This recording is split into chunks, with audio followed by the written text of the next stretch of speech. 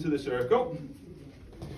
And the first thing we're going to say is just, can you maintain the tripod? And that's the base of the big toe, base of the little toe, and the heel all on the floor. Keep those points and just move your arch up and down and try and minimize movement at the knee. So you're squeezing through those below knee and intrinsic muscles of the foot to just create arch up, arch down.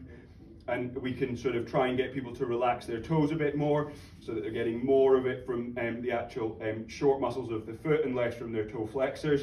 They're all kind of reasonable ideas.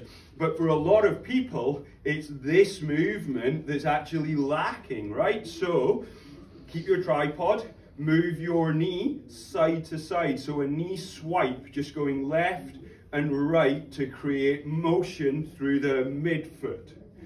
Feel for the arch going down, feel for the arch going up. Protect the knee, move in ways that allow you to really put the stress into the foot, but protect that sometimes vulnerable inner knee. You don't want to just be whacking that over like that.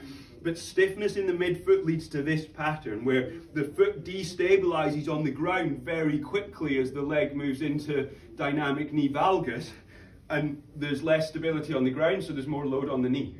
So a lot of people with medial knee pain go, oh, that feels awful. But if you can find a way to help them stick that down, and sometimes that starts as holding it, they'll feel less load on their knee because they're making more of a movement arc where they're using their arch, their knee and their hip to make the movement, and as opposed to making a fold where we're making all the movement happen at one joint. So creases and angles are bad.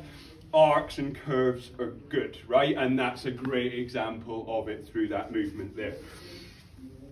So then if we, let's stay standing a second. We're talking about that frontal leg strength. I think massively undertrained area is the anterior compartment. And for a lot of people who think they've got a stiff ankle, what they have is a weak ankle, and it's the front that tends to be weak as often it is the back. So you're going to stand on your heels, and you're going to get your balance in that position, and then you're going to try and get rid of all the hip flexion. So this is the one time I will tell people to think about squeezing their bum cheeks together, because you want to really be able to drill that position so that you're able to walk forward and backwards. And if we're getting fussy, we want the feet to be parallel to the floor. So we should have pulled up into inversion or eversion, and we should be able to curl our toes without having to put our foot down. So go into toe flexion as you maintain heel walking. Good? Easy, right?